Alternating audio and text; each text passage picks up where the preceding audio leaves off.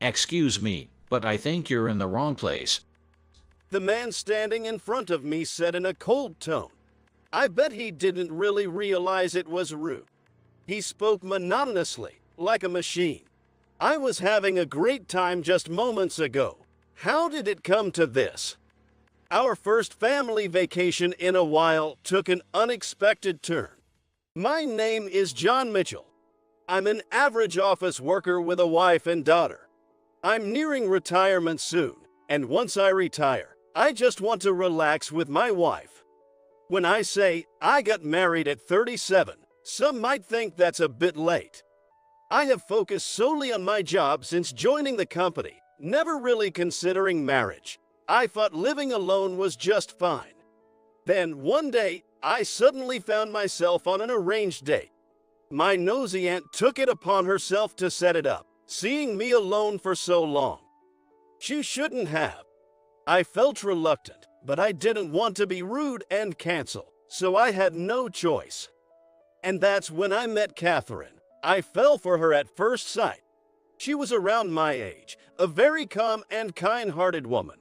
She must have been raised with a lot of love. She had a serene personality, and that made me feel safe.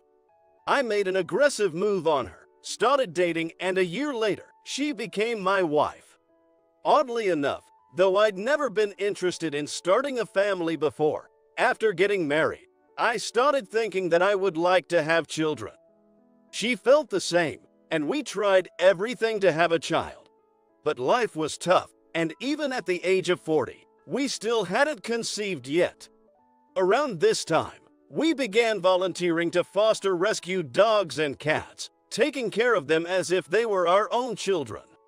We had almost given up on having children when my nosy aunt approached us again. She brought up adoption through an acquaintance who worked at an orphanage. By then, we were in our mid-40s and felt uneasy about raising a child, but we thought it might be our last chance and visited the facility. That's where we met Sarah. The first time I saw her, I thought she resembled my wife. She was just 2, but she had a calm demeanor and was just so cute. And so, she became our beloved daughter. Without the usual transition to parenthood, it was quite an adjustment for us. We sought advice and listened to stories from experienced parents, and we found out there was a big difference between knowing and doing. Together, with its ups and downs, we raised her.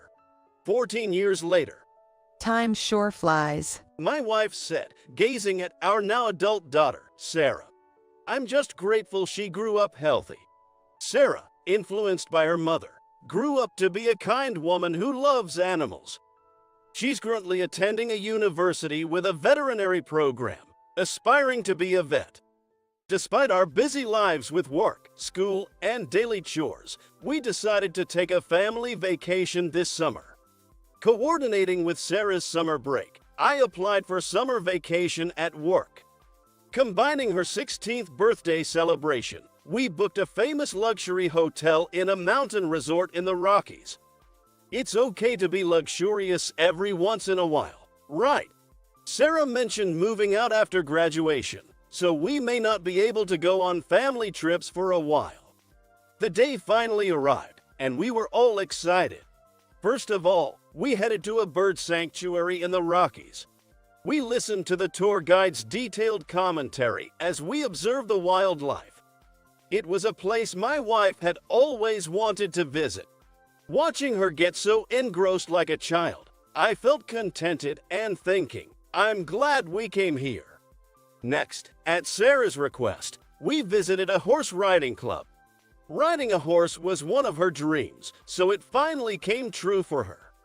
While I was taking a delightful photo of her, I felt nostalgic thinking how she has grown, and I felt tears welling up in my eyes. Maybe it's my age, but I've become more emotional lately. I wonder if I could hold back my tears if she ever got married. As the sun set, we finally headed to the hotel. This is incredible. As we stepped into the hotel, I couldn't help but let out a sigh.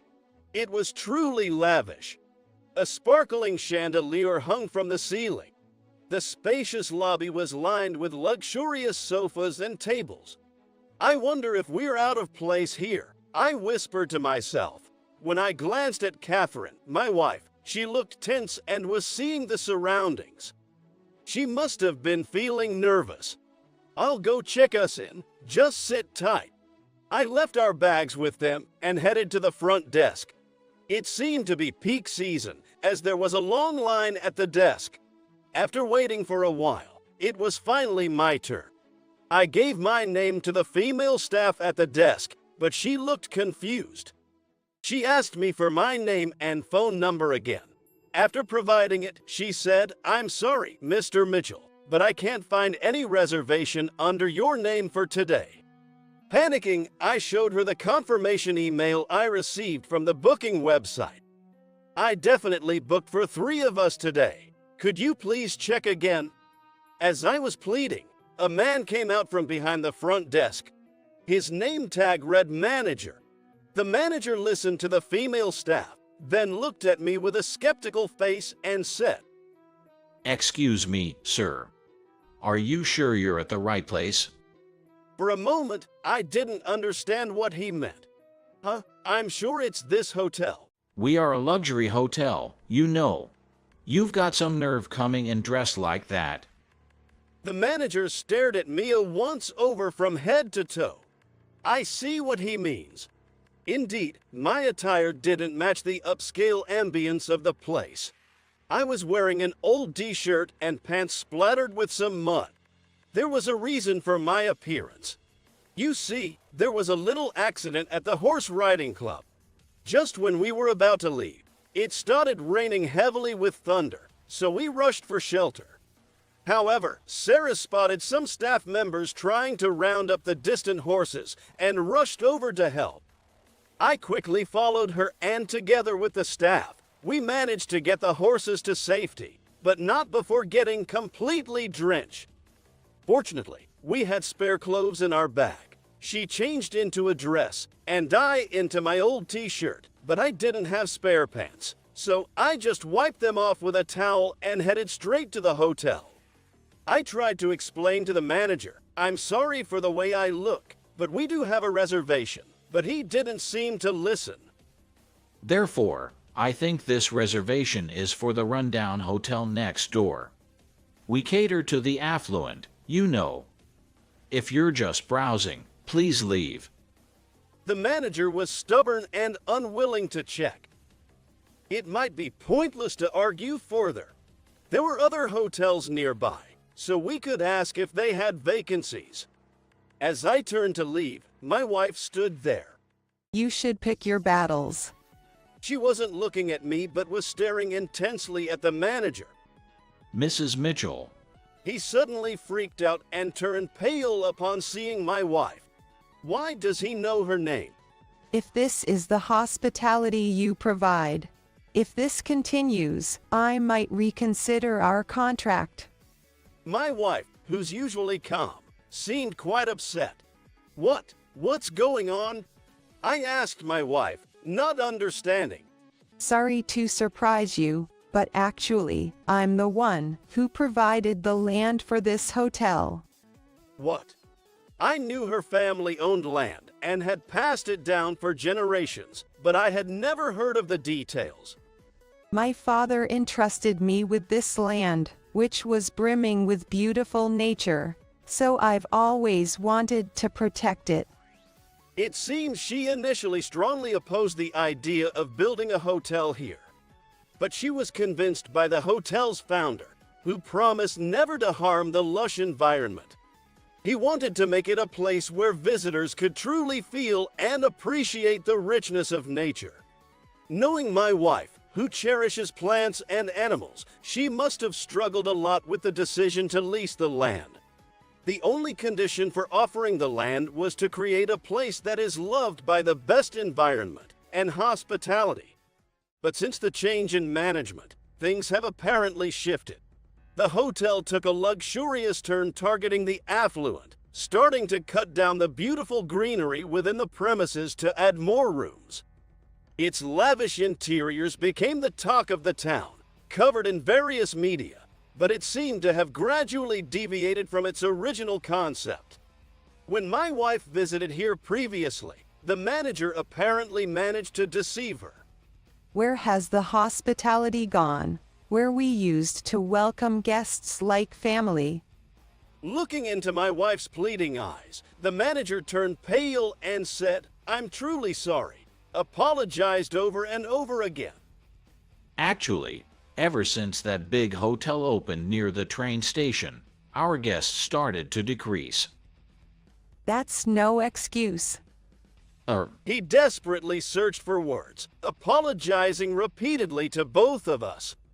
It seems after being covered by the media, they had a more diverse range of guests, some of whom unfortunately had Poe manners. The manager had become paranoid, overly cautious of new guests. Later, he reconfirmed our reservation. Apparently, there was a temporary glitch in the integration between the booking website I used and the hotel system. The manager called the booking site's representative and confirmed our reservation. The hotel was fully booked, but he took us to a room set aside for emergencies. For dinner, we enjoyed a course meal in celebration of Sarah's coming of age. As an apology, the manager offered several dishes on the house. While the evening had taken an unexpected turn, in the end, we were treated to a lovely room and delicious food. Relieved to have secured a place to sleep for the night, I felt drained. All's well that ends well. Or so I thought. The journey wasn't over. Just as we were about to go to bed after a bath, my daughter hesitated and spoke up. Dad, Mom, you guys have a minute. Saying that, she took something out of her bag. It's a letter of gratitude. I usually feel too embarrassed to say these things, but I thought I'd take this opportunity. My wife and I exchanged surprised glances. We didn't realize you had prepared something so special. Catherine replied with joy. Since it's a big deal, I'd like to have you read it. She was blushing, but went on to read the letter. Mom, Dad, I've finally turned 16. I'm an adult now. Thank you for raising me. I couldn't believe it when I first heard we weren't related by blood. After all, many people have told me that I look and act a lot like both of you. By spending a lot of times together, we might become a real family. Both of you always seemed self-conscious about your age, like when you came to my elementary school sports day or parent-teacher conferences. All my friends' parents were so young, and you'd apologize. But to me, you two are the parents I'm most proud of. After I graduate, I want to dedicate myself fully to helping the animals I love. And someday, I want to repay your kindness. I'll take you wherever you want to go. So let's have another family trip together. Please stay healthy and live long. I look forward to our future together. After reading the letter, she smiled shyly. I was fighting back tears. Next to me, Catherine was hugging Sarah, tears streaming down her face. "Why are you crying?" Sarah said with a laugh, her eyes glistening with tears. We spent the night reminiscing about our past memories. Even though we stayed up late and were sleep deprived, the next morning felt incredibly refreshing. I'm truly blessed to have such a wonderful family. I want to spend the rest of my life with this precious family. My name is Harrison Davis, a 27-year-old office worker. I'm living a normal life now, but I grew up very poor. How poor, you ask? There was never dinner at my home. My mom worked late into the night and left early in the morning for work, yet we still struggled. Both time and money were scarce, making it impossible to prepare dinner. My mom worked so hard because of the debt my father left behind. My father ran away, leaving my mom as the guarantor of his debt, so my mom raised me all by herself while repaying the debt. For that, I respect her tremendously. Though it was only breakfast, I love my mom's cooking the most. However, I was always hungry. During the day, there was lunch at school, but in the evening, despite the delicious smells wafting from other houses, I couldn't eat anything. To distract myself from the hunger, I would roam the streets after school. One day, while walking alone as usual, I saw a person wandering with a lunch box in the hand for some reason. Judging from the uniform, that person seemed to be a high school girl. She had long, black hair and a mole under her left eye. As a child, I felt she is beautiful, and I was watching her. Then she tried to throw away the contents of her lunch box into a trash can in front of a gas station. "Hey, you're going to throw that away," I blurted out in surprise. She looked at me, who had spoken to her out of the blue, and seemed a little embarrassed. It doesn't matter. I'm full. "Really? It looks delicious though." This stuff isn't tasty at all. Even if I'm hungry, I wouldn't want to eat. "I'm really hungry, so I'd like to eat it." Do you want to eat this then? "Really?" I responded eagerly, and she took me to a nearby park. We sat on a bench there, and she spread her lunch box in front of me. "This looks delicious." The contents of the lunch box were all luxurious foods I'd never eaten before. I was so happy that I gobbled it up right away. You eat really fast. Were you that hungry? Yeah, I can usually only eat twice a day. What? Why? When I explained the reason, she looked very surprised. We parted ways that day, but I met her again in front of the same gas station the next day. She was wandering around with another lunch box in her hand. I rushed over to her, but this time it seemed she wasn't going to throw it away. I thought about throwing this away again, but I remembered you and started looking for you. Do you want to eat again today? I know, I want to eat. What's your name? Harrison Davis, 4th grade elementary school. And you are?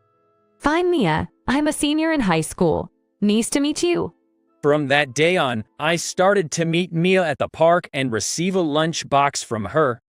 Having a proper dinner was an irreplaceable joy for me. Such life continued for about a week, and then there was a change in the contents of the lunch box. Look, you said you like sweet omelet the other day, right? I included it today. Really? Yay? Hey, you mentioned you don't like carrots, but if you chop them up finely and mix them with sauce, they taste really good. Give it a try. What? It's true, it's delicious. Even the carrots, which I disliked, were overcome by the deliciousness of Maya's lunchbox. At first, the side dishes were rather bland, but once I told my likes and dislikes, they reflected my preferences and became more colorful. The meal I looked forward to the most every day became Maya's lunchbox. Perhaps there's a certain excitement unique to lunch boxes, wondering what's in it today. That's different from my mom's cooking. Mia was dressed in the uniform of a prestigious girls' school in the city. Her mannerisms were elegant, and she seemed to live in a world different from mine. Why would such a person be kind to me? Why did Mia have a lunch box, which she does not need, in the first place? In hindsight, it's quite a mysterious story. But I felt that if I upset Mia, I wouldn't be able to eat any more, so I just devoured the lunch without asking anything. However, such happy days didn't last long. As the new year turned to spring, Mia said, "This is the last lunch. I can't come here anymore. I'm sorry."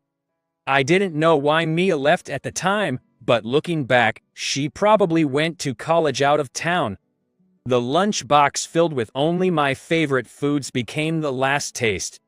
I thought I'd go back to not being able to eat dinner again, but before Mia left, she told me about a community center run by the local government. There was a service where children could eat for free, and I started going there every day.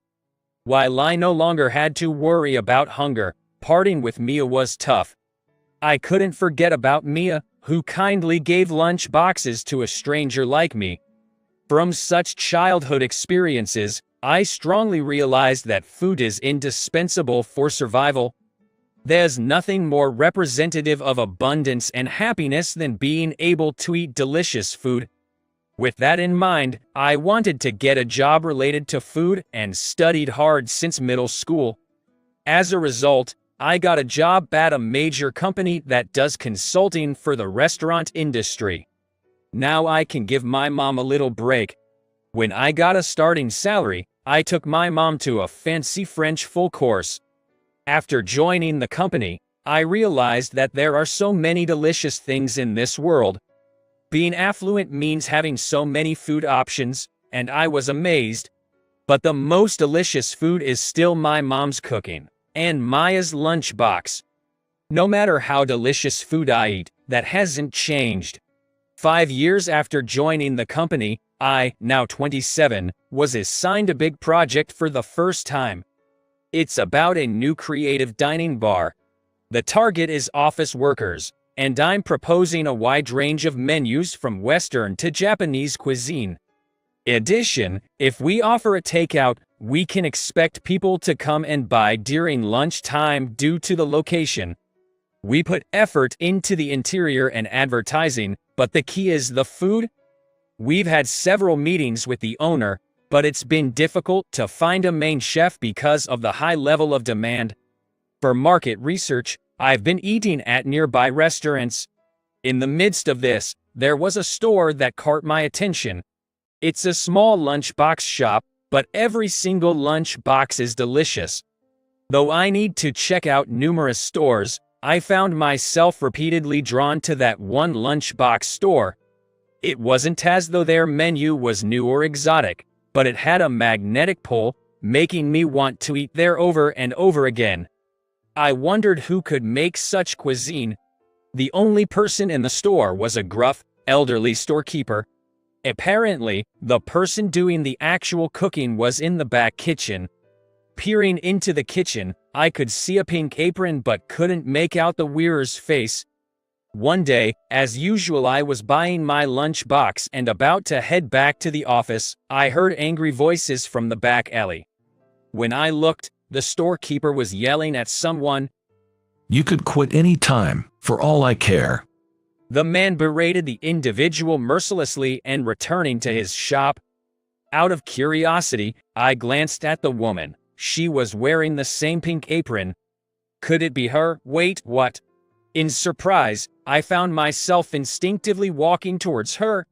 It was Mia, the woman who used to give me homemade lunch box when I was in elementary school. Although it's been over 15 years, the moment our eyes met, all my memories came flooding back. She looked much more worn out, but her beautiful features and the mole under her left eye were still the same. "Mia." Who might you be? "It's me, Harrison Davis. Remember, you used to share your lunch box with me when I was a kid in the park." Oh my, could it be? Is that you, Davis? I was overjoyed that Mia remembered me. By chance, we had reconnected, and I invited Mia out to dinner that very night.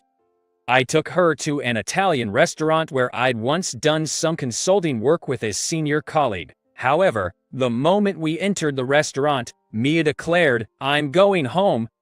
"Why, this is a fantastic place." I can tell that just by looking. It just seems expensive, and I don't have much money. "Don't worry about that. It's on me tonight."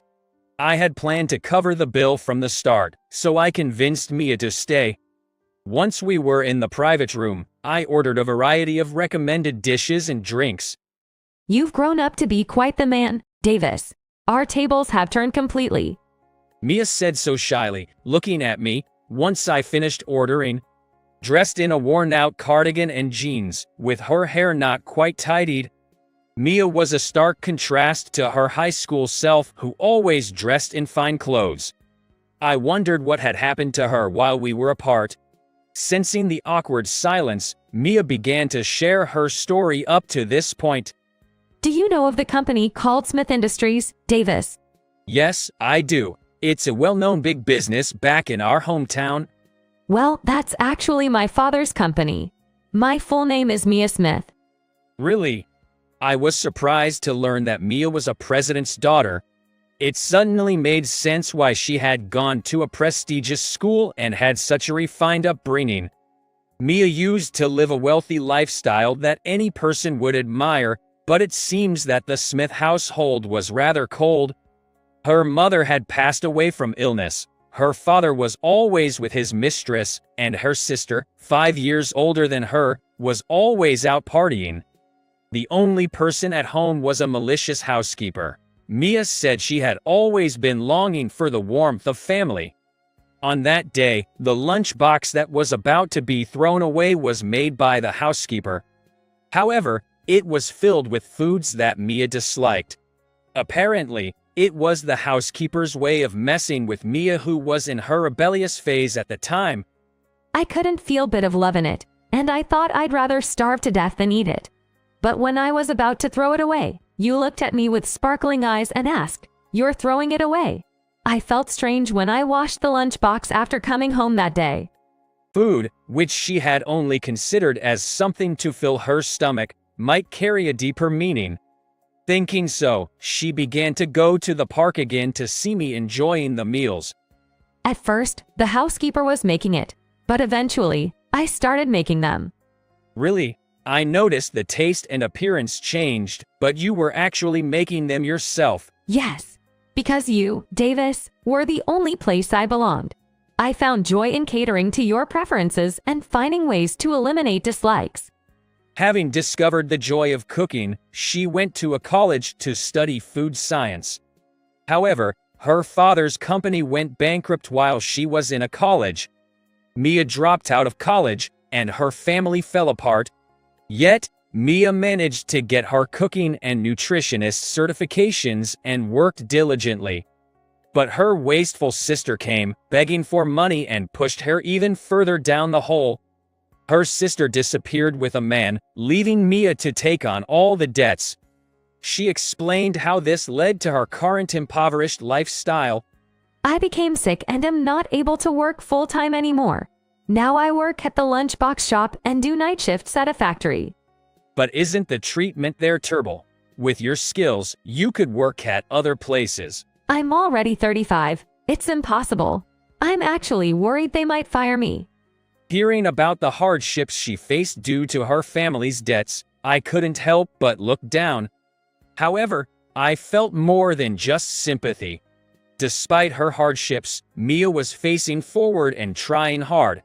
Her interest in food, her efforts, it was as if I was looking at myself. I looked straight at Mia and said, "Mia, you said our tables have turned, right? Yeah. Then it's my turn now. I'll support you." What do you mean? Mia looked puzzled, but I had made a firm decision. I had always wanted to give back to her. Now it's time. A few days later, I took Mia to that creative dining bar. There, I asked the owner, please hire her as the main chef. The owner asked Mia to cook a few dishes for him to taste. After tasting them, the owner nodded greatly. I see. She's definitely more than capable. After discussing with the owner, they agreed to offer me a package that would allow her not to work multiple jobs. As a result, the diner thrived. One review, despite being a fashionable diner, the dishes are really homey and it's amazing that attracted more and more customers. The takeout lunch boxes were particularly popular. Mia kept coming up with new menus to cater to the diverse clients. It became a hot topic, and even the media came to interviews. I, who had consulted for the restaurant, joined them too. What is the appeal of this restaurant? It's the thoughtfulness of the owner and Harrison Davis who consulted for us. Eventually, I want to offer takeout that parents can bring home to their children as gifts. Hearing that, I was taken aback. Mia was looking at me and smiling happily. Even in poverty, we can still possess richness of the heart. I learned that from my mom and Mia.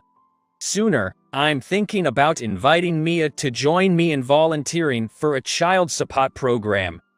I want to continue doing my very best to provide tasty meals to as many people as possible. Today, on the way back from the third date, where I felt nervous, wondering if I might be rejected, Yuko stopped in front of the entrance of the apartment building where she lives alone, turned around, and bowed to me. I hope we can continue seeing each other. In the context of a matchmaking agency, this means she's hoping for a serious relationship with marriage in mind. I couldn't believe what was happening, and my mind went blank for a moment. I mean, I'm a 43-year-old factory worker, didn't go to the university, and only earn $30,000 a year. In contrast, Susan is a university graduate working for a top-tier company, earning $70,000 a year at 38. It seems completely we are mismatched, and among all the potential partners I've met through marriage agencies, I can confidently say that she is by far the most favorable candidate. Susan was adorable with a charming personality that naturally made people smile. On the other hand, I was shy and struggled to have a conversation, had no experience with women, and was always rejected before even reaching the next date stage in arranged meetings. I believe that this is influenced by my own past experience. When I was 4, a drunk man threw away a cigarette, and it accidentally ignited the combustible trash outside. This incident caused a fire that engulfed our house. Please save Bob. Amidst the raging blaze, my mother handed me over to a firefighter from the debris. I barely survived, but when my parents were rescued, they had already passed away. After that, during discussions at the funeral, it was decided that I would be taken in by distant relatives in Tokyo. But shortly after I started living with them, I was put in a facility. Having closed off my heart after losing my parents, I was bullied by the other children at the facility and classmates, leading to a dark and lonely childhood. After graduating from high school and leaving the facility, I started working in a factory, but I find it difficult to communicate well with not only friends but also with my colleagues. When I thought about facing a lonely old age, I was overwhelmed by loneliness and fear. That was when I visited a marriage agency, hoping to find someone who would accept me despite my shortcomings. I'm sorry, but I don't understand why you would be interested in me. I accidentally let my true feelings slip. Then, Susan gave me an elegant smile. You're wrong to say that you have no redeeming features. I was drawn to your sincere and kind personality. After saying that, her face clouded over. But once you hear about me, you might change your mind. What she confessed was that she had become unable to have children due to endometriosis she suffered from when she was young. That's why she had not been able to get married until now, despite her good conditions. If you wish to be with a young woman who can bear children, I am prepared to accept that.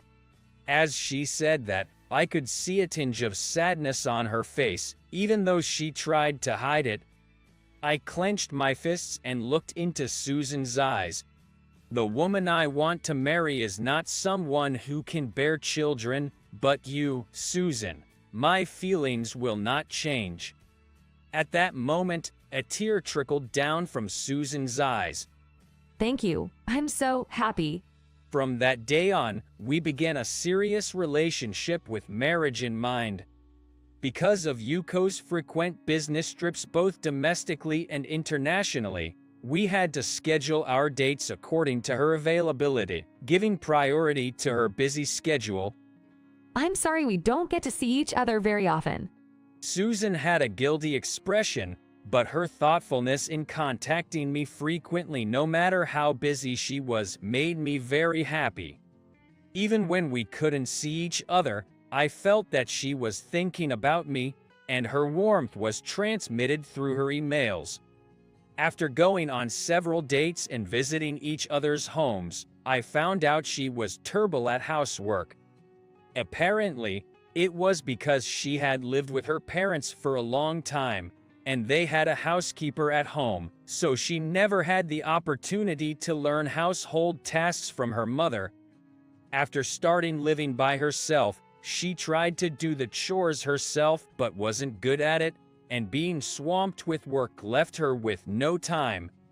As a result, she currently has a housekeeper come in twice a week to clean and do the laundry, and she usually eats out or relies on meals from supermarkets, said embarrassedly. To be honest, one of the major reasons why I've not been able to get married up until now is that I can't do housework.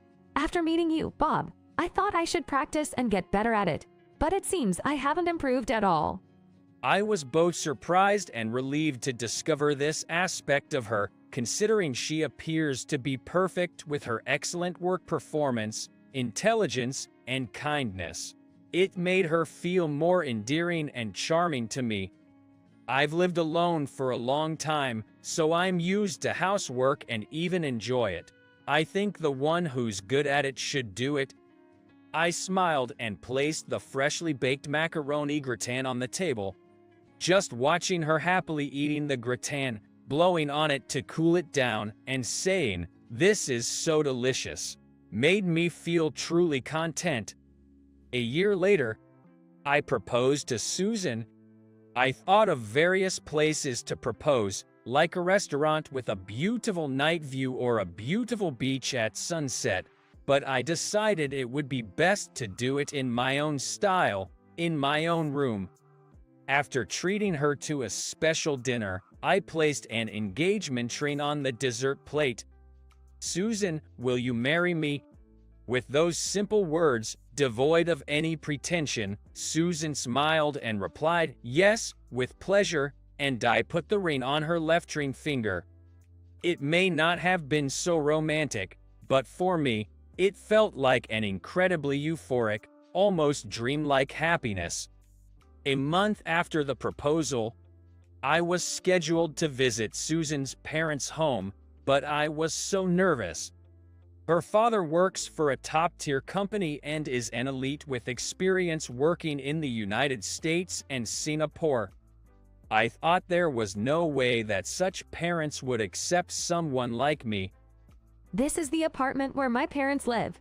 Looking up at the sky as Susan said that, I was in awe. It was a high-rise apartment building in a prime location of New York. I had been wondering what kind of mansion they lived in, but I never expected it to be an apartment. We used to live in a house, but when I started living alone and because it was just the two of them, they moved to an apartment. The fact that they didn't hold the conventional belief that a home is for life suggested they have a lot of experience overseas. Being in the elevator, it felt like a long journey until we reached the 38th floor, where her parents lived. Sweat trickled down my forehead, and my knees trembled slightly from nervousness. Don't be so stiff. My parents are laid-back people, so it'll be all right. I tried to return Susan's words with a smile, but my cheeks spasmed, and I couldn't smile properly. When the doorbell rang, a sophisticated woman, Susan's mother, responded after a while and opened the front door for us.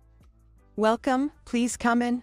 Despite being greeted with a friendly smile, my heart was pounding loudly and I could barely manage to bow. Thanks to Susan's gentle prompt with her eyes, I managed to hand over the high-end confectionery shop's cake I brought as a gift. I was led by her mother through a long corridor to the living room. The living room was spacious, with large windows, giving it a feeling of openness that made me forget they were in an apartment. On a large sofa, there was an elegant gentleman with silver gray hair, casually sipping his coffee. As I was thinking, indeed, people from the upper class are different, Susan's father narrowed his eyes upon noticing me. Hey there, we've been waiting for you. Please, take a seat.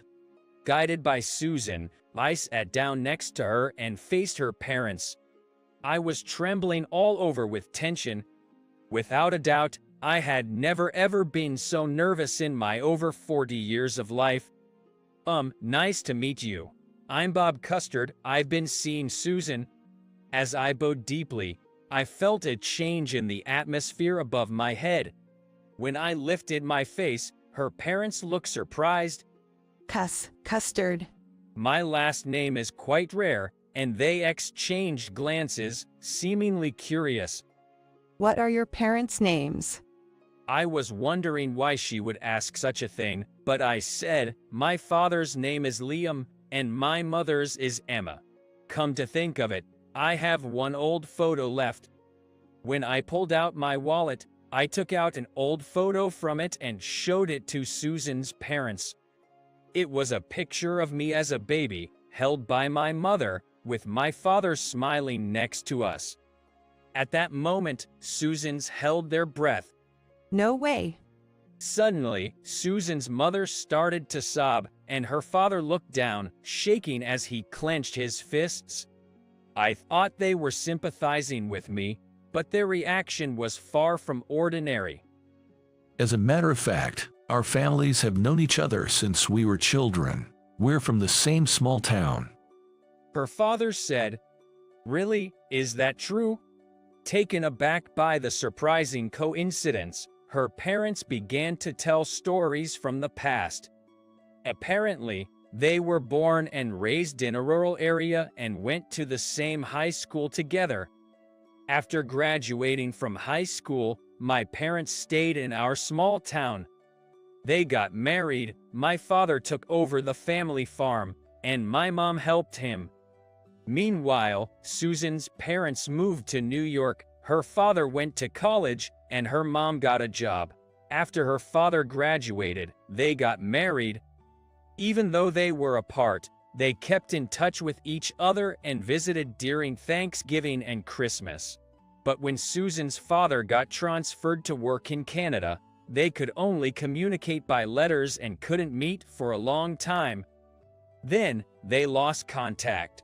When they returned home temporarily with baby Susan, they found out that my parents had passed away a year before.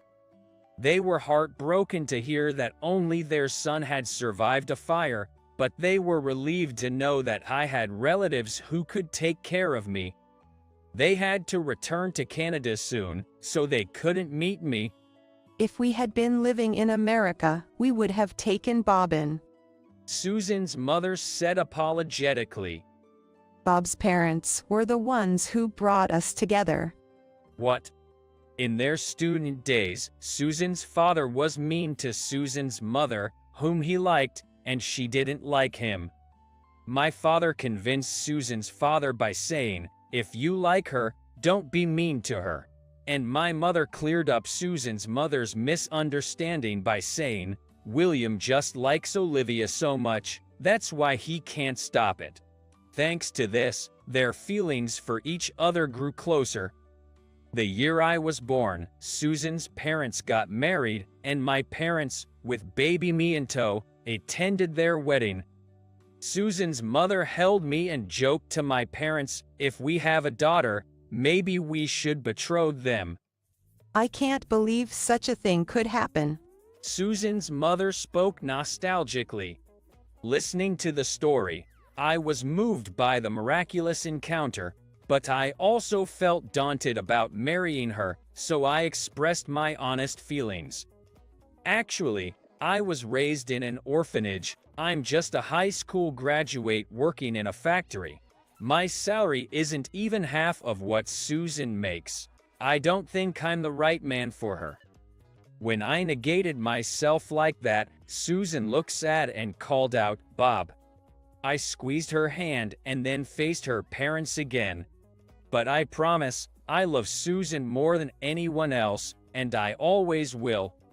Hearing my vow, her parents smiled at each other. We want you to make Susan happy. Please take good care of her. Susan's father gripped my hand firmly, and I gripped back just as firmly. Susan and her mother were looking at us with smiles. "Daddy, hurry up." "Come on, Mom, you too." Being tugged on by the children, I exchanged smiles with Susan.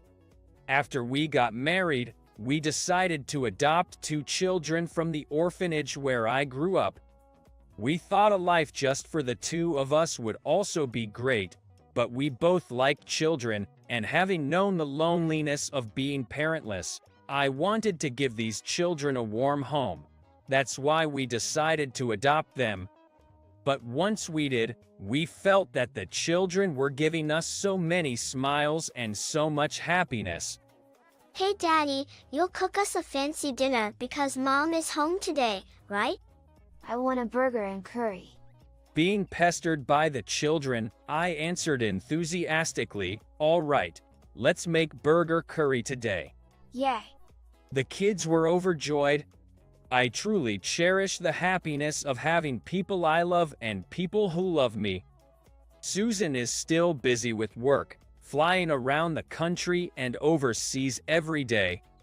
Now she has a position with 500 employees under her.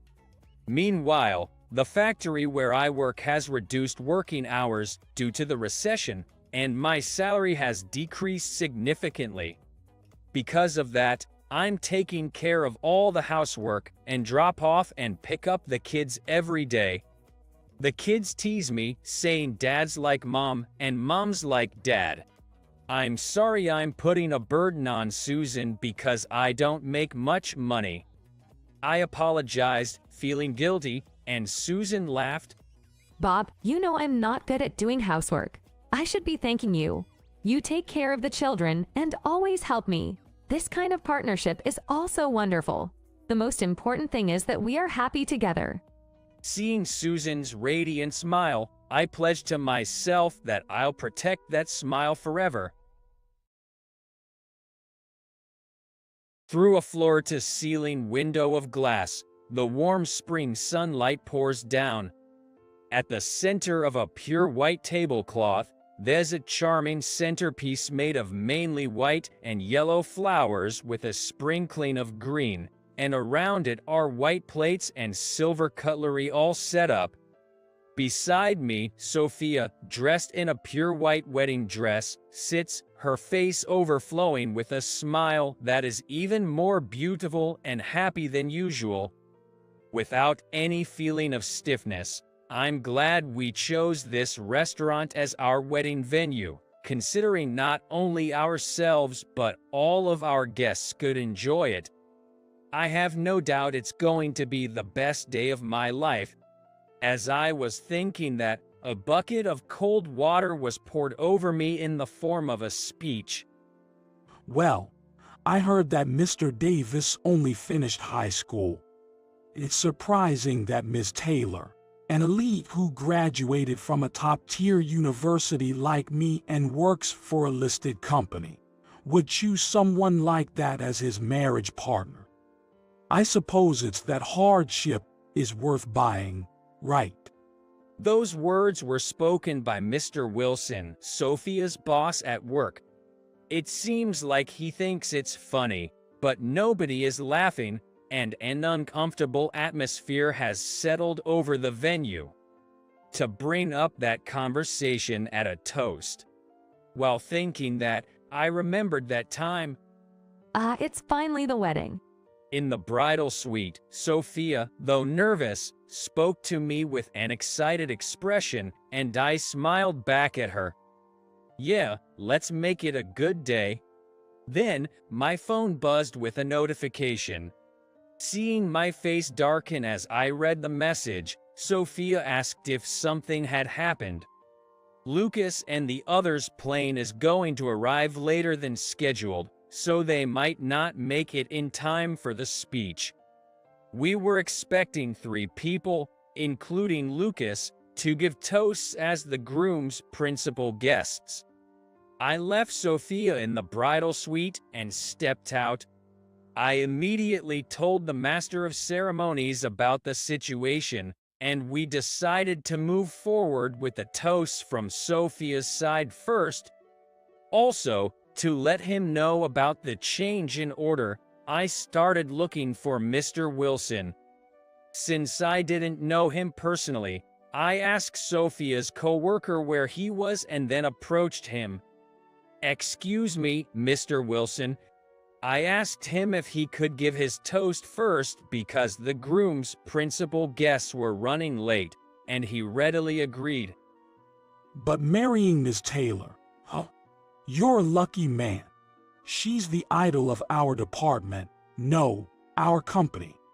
I felt like there was more to his statement than just a simple congratulations. Sophia had once mentioned that her boss was a bit too friendly and it bothered her, and I wondered if he could be the one she was talking about. By the way, Sophia and I had already registered our marriage, so her surname had changed from Taylor to Davis, and she had already informed her workplace of this.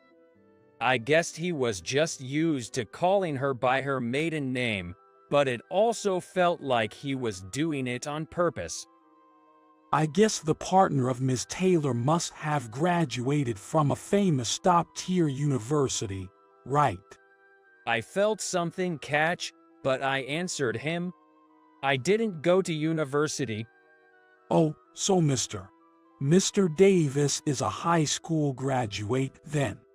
Yes, I am. I am embarrassed to say that I do. At this, Mr. Wilson's polite demeanor completely changed and a condescending look crossed his face. What? There are still people who only finish high school these days. I've lived for over 40 years and this is the first time I've met someone who only finished high school. For your information, I graduated from a top-tier university. Even his tone changed. Feeling that he was trying to mount me, I casually brushed it off. That's impressive. I'm sorry for the sudden change, but I appreciate your understanding. When I returned to the bridal suite, Sophia asked if everything went okay with the change in toast order, and I told her it was fine.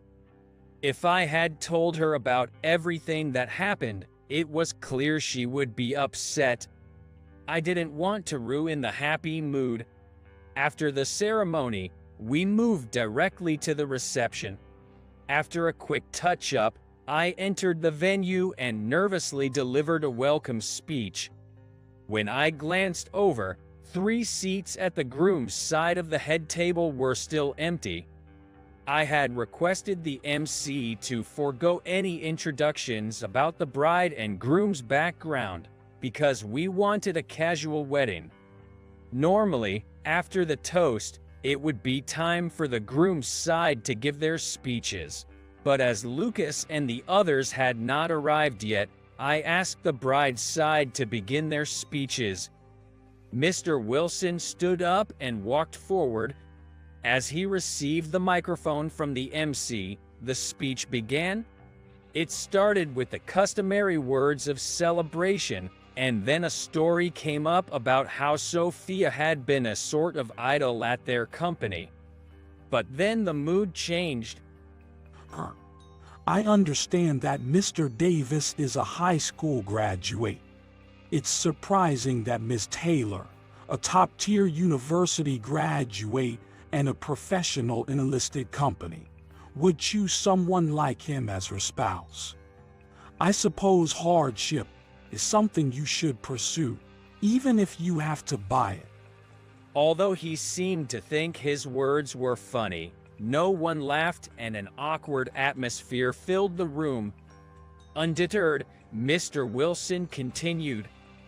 Mr. Davis, who not only earns a small salary, but if he loses his job, and when Ms. Taylor took on these hardships, please remember that I, a dependable person, am always available. I was taken aback by Mr. Wilson's audacity, as he looked down on me and even tried to appeal to Sophia, the bride. But Sophia, on the other hand, was furious and stood up. Mr. Wilson, enough is enough. What's your intention? Mr. Wilson was taken aback by Sophia's momentum and made excuses with a forced smile. Well, I was simply concerned about you, who is marrying a man with such low education and income. At that, Sophia sighed and murmured with a pitying expression. Really, Mr. Wilson, you don't know anything. But Mr. Wilson didn't understand Sophia's words. What do you mean, I don't know anything? Just then, a faint honking sound could be heard from outside. When I turned my eyes to the restaurant window, 3 luxury cars were approaching in succession. The cars each parked in the restaurant's parking lot. My friends, dressed in suits from well-known foreign brands, appeared, and when they noticed us watching, they waved with a smile. Mr. Wilson was stunned, as if he didn't know what was happening. They lowered their heads as if to apologize for being late as they entered. The MC announced the arrival of the late guests from the groom's side and said, "Sorry to rush, but could you please give your congratulatory speech to the bride and groom?" We waved Mr. Wilson off with smiles and welcomed Lucas and the others. After apologizing for their late arrival at the important wedding, they each gave their words of celebration. We understood that we wanted a casual wedding, so there's no need for a resume introduction, but as his friends, can we introduce William's background? The venue was stirred by Lucas's question. When I met their eyes, they smiled knowingly. Lucas, Daniel, Ethan, and I, the 4 of us, overcame the difficult exams and entered a challenging junior high school known as a feeder school. After graduating from junior high, I was supposed to go straight to high school, but my father was assigned to work in France and the whole family moved there. The school system in my area is 6 years of elementary school, 2 years of junior high school, and 4 years of high school. I decided to advance to first grade high school, taking language classes because it was difficult to keep up with French in the local area.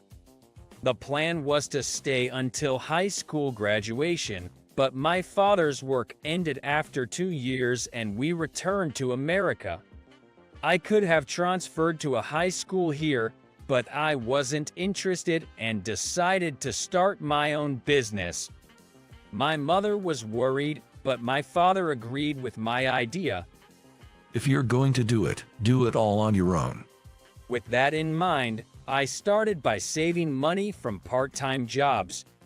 During that time, I had a reunion with my junior high school friends. When I told them that I was thinking of starting a business, they all joined in. They were all thinking of starting their own businesses while in college. Lucas was majoring in business administration, Daniel in economics, and Ethan in information technology at college. We each used our knowledge to expand our networks and steadily prepared for starting our businesses. 2 years later, we pooled our money and started a business. Just 1 year after starting, we began making profits and steadily grew our business. Now, 10 years later, we are even doing business with major companies in Europe. Indeed, William is only a high school graduate, but now he is running a successful business. Lucas speaks, followed by Daniel. Mr. Wilson will never have to shoulder the kinds of burdens Sophia does. Besides, considering your position, I don't think you make even 1/10 of what William earns annually, so please don't worry. Haha. Upon hearing this, the blood drains from Mr. Wilson's face. As it turns out, their friends at the wedding reception were filming and live streaming the event. That's how Lucas and the others were able to watch the proceedings even from afar. They'd naturally heard Mr. Wilson's speech as well. They were probably pissed at his behavior and decided to introduce my accomplishments to put him in his place. Mr. Wilson was shrinking into himself throughout the reception, as though he didn't know where to put himself. I heard later from Sophia's colleague that Mr. Wilson had indeed been after Sophia. He had accepted the wedding invitation and was asked to give a speech, and he seemed to have been harboring a one-sided grudge against me. That's why he gave that speech, trying to look down on me, but he got a perfect counterpunch. After the reception ends, we see off our families and relatives. It's time for the after party with friends only. The moment the reception ended, Mr. Wilson dashed out of the venue. Aren't you tired? We still have some time before the after party. Why don't you rest a bit? I called out to Sophia, but she shook her head lightly. I'm fine. But about Mr. Wilson, I'm sorry. I never thought he'd do something so awful. They say love can make people do crazy things. I guess Mr. Wilson was no different. But for a man in his 40s, his actions were overly childish. A lot of Sophia's colleagues and seniors were attending the wedding. Mr. Wilson's position from tomorrow onwards is going to be quite a difficult one. I'm sorry we missed the ceremony. Lucas and the others who stayed for the after party apologize after confirming that the other guests have left. It's okay, I'm glad you could make it to the reception, Sophia and I respond, both of us smiling. I was upset when William was being ridiculed, but everyone's speeches made me feel a lot better. We all burst out laughing, recalling Mr. Wilson's behavior. I thank Lucas and the others again. I'm really glad that I could reunite with Lucas, Daniel, and Ethan and start a business together. If I had started the business alone, I would have never achieved the success I have now. It's often said that co-founding a business with friends is difficult. Sure, we've had our disagreements and countless fights, but we've managed to overcome numerous challenges together, forging even stronger bonds. However, they all credited me for the initiative. We wanted to start a business, but we lacked the courage to take the first step. It was William who gave us the push we needed. Seeing William forge ahead alone motivated us to take action. And then the three of them look at Sophia. Our lives changed when Sophia introduced us to William. It turned out Sophia actually went to same high school. Back then, we weren't dating, but I like Sophia, and apparently, she also had a soft spot for me. When I told her I was moving to France, she asked for my contact information, and we'd been in touch ever since.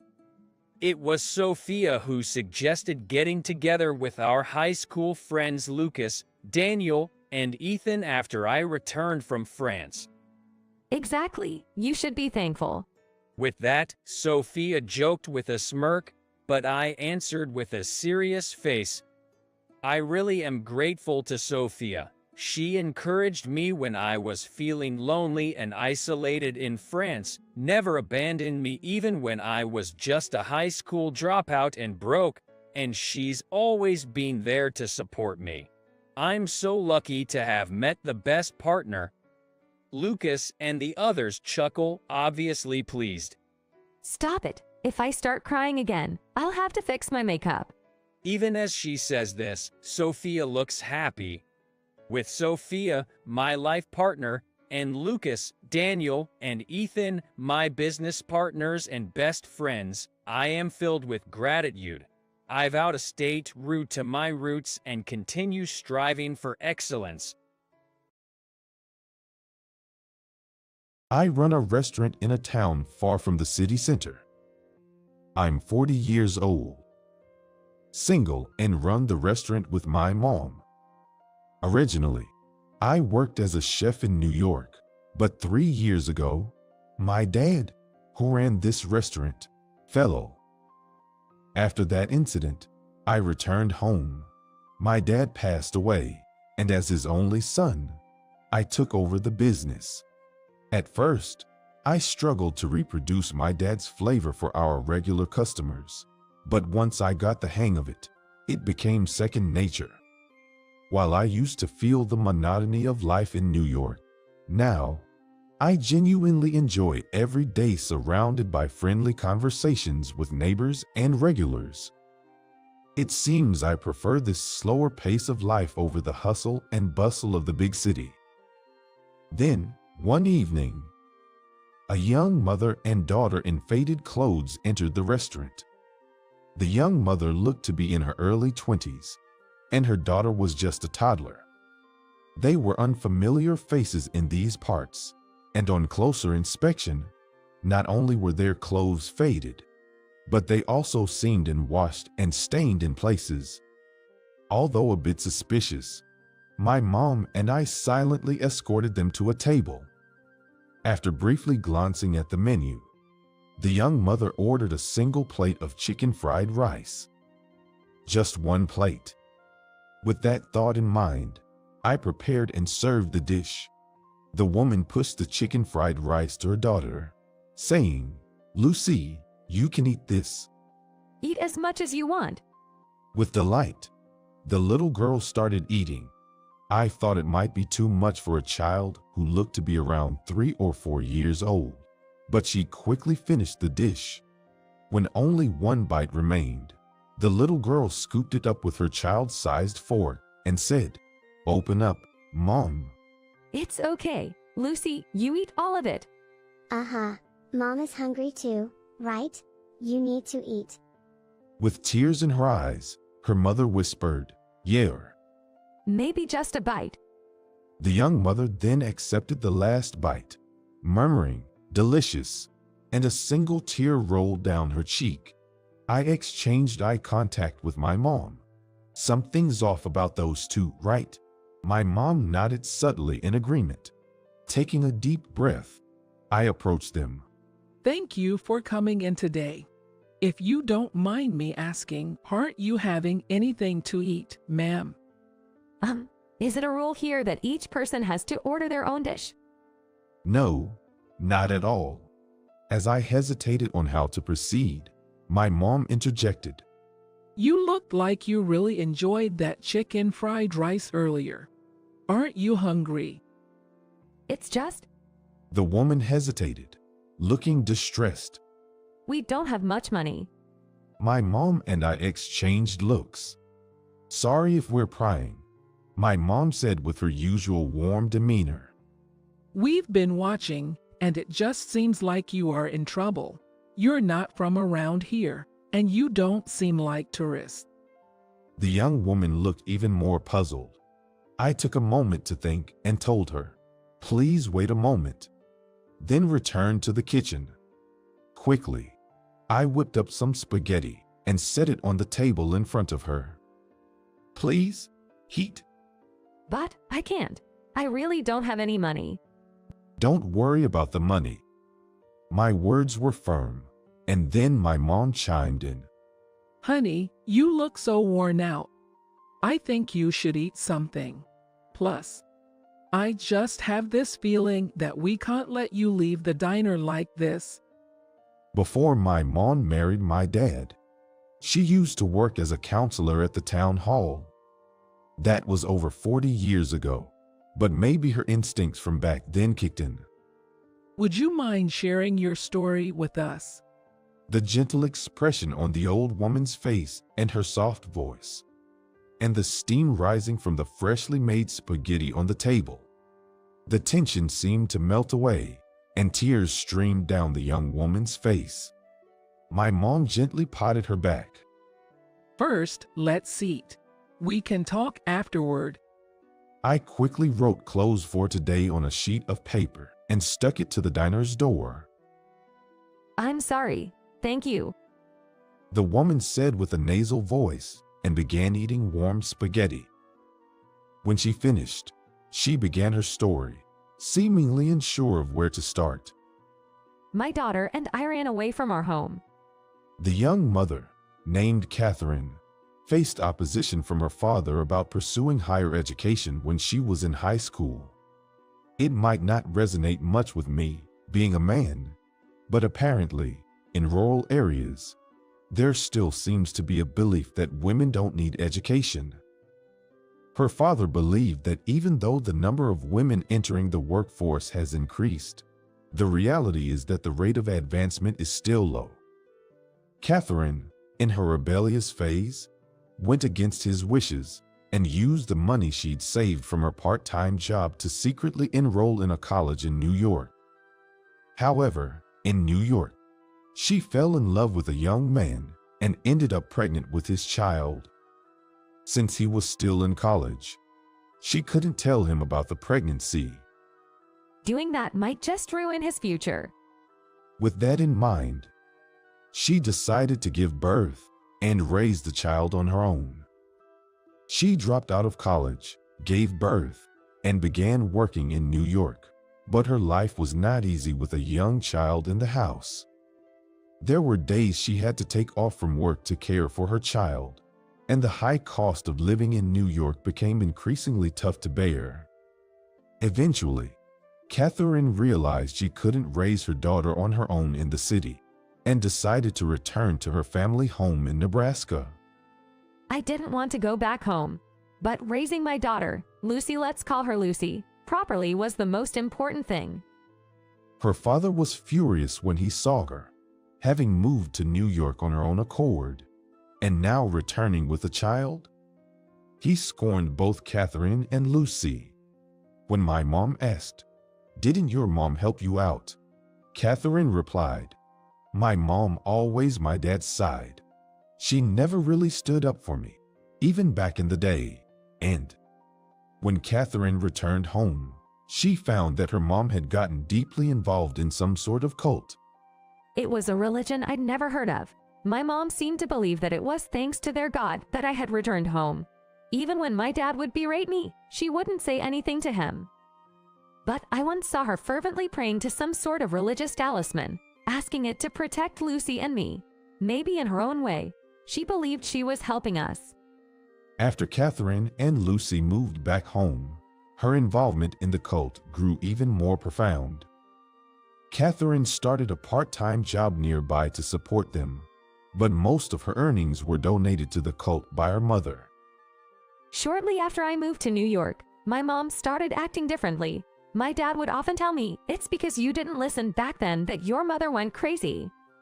Unable to bear the situation at home any longer, Catherine, with the little money she had, decided to leave.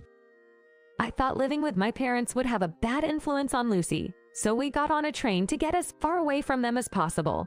But Lucy said she was hungry, so we got off here and ended up at this diner. I'm sorry, I didn't plan ahead and spent all our money on the train fare. You spent everything, so where are you staying tonight? Upon hearing my mom's question, Catherine looked down, troubled. You can't sleep on the streets with such a young child. Why don't you stay at our place tonight? Catherine was taken aback by my mom's offer and initially declined.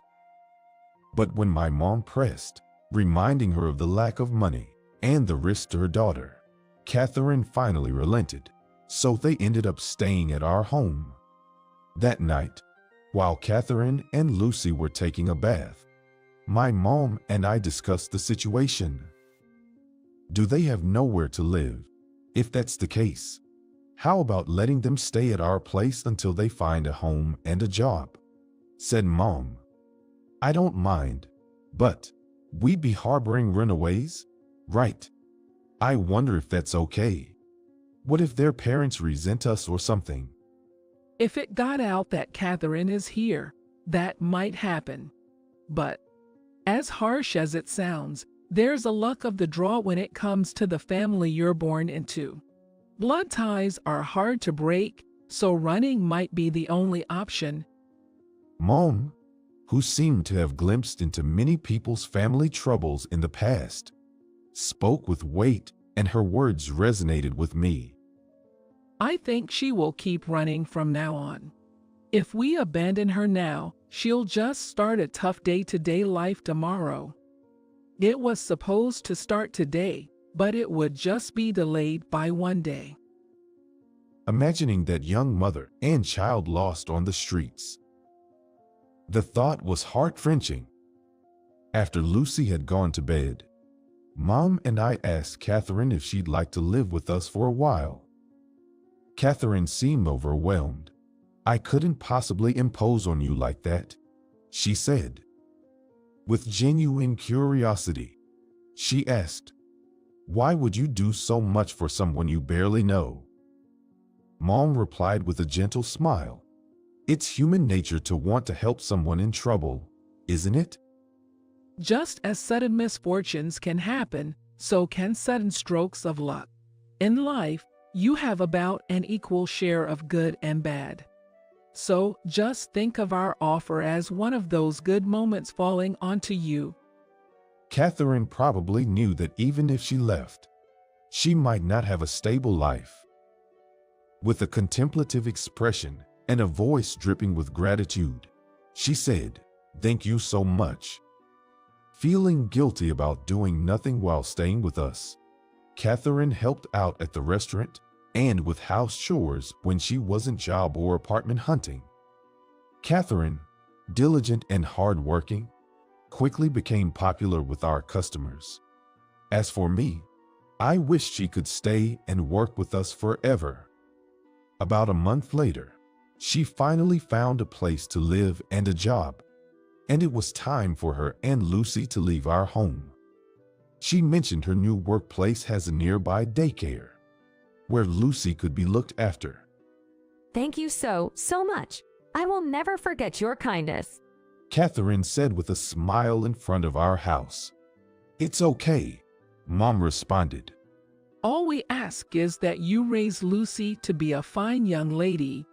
As Catherine, with tears in her eyes, left with Lucy. Bye-bye. The little girl waved and shouted.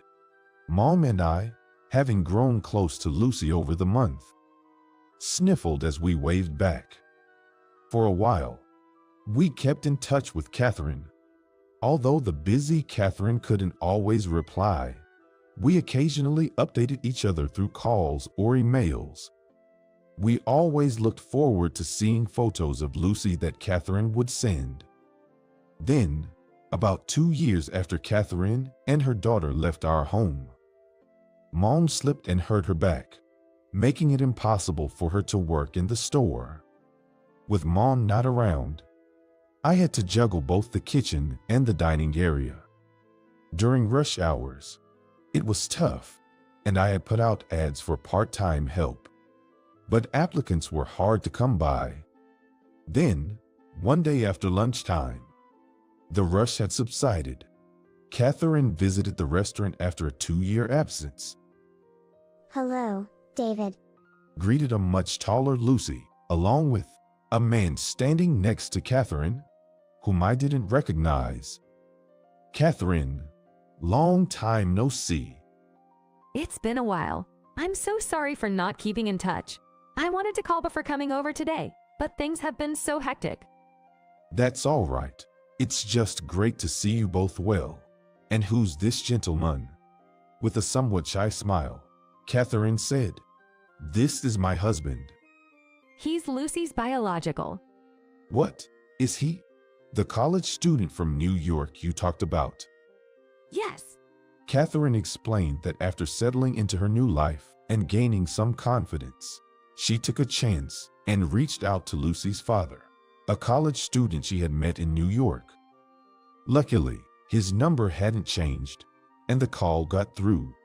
And when he answered the phone, Catherine said she was sorry for disappearing suddenly in the past, that she actually has a child, and due to some circumstances, she can't go back to her hometown and is now raising her daughter on her own. On the phone, he expressed how he had been worried about Catherine after she disappeared. He couldn't change his cell phone number in case she might contact him someday. We decided to get back together. We even got married. We lived in New York for a while, but last month, due to a transfer at his job, they ended up moving to a town close to here. So I finally settled in after moving yesterday and managed to come here. The restaurant hasn't changed a bit, has it? By the way, how's your mom? Oh, she hurt her back a while ago and doesn't work here anymore, but she's doing well. Is that so? That's why. Catherine began to say something but then looked around the restaurant with warm eyes. That time when you folks helped me, it made me think that maybe if I shout help, there might be someone out there willing to lend a hand. And so I mustered the courage to reach out to my husband. The happiness I have now, it's all thanks to you and your mom. I truly appreciate it. She smiled and continued. I saw the ads outside. If you're short on staff, would you consider hiring me? I want to repay the favor. I'm not sure if this counts as a repayment, but if you hire me, I promise I'll give it my all. Catherine, I remembered your sincere attitude when she helped out at the store for a month, 2 years ago. Having someone like her on board would be a godsend. Yes, if you join us, it would be like having 100 people. Please, we'd love to have you. Thank you so much. Catherine grinned, looking true.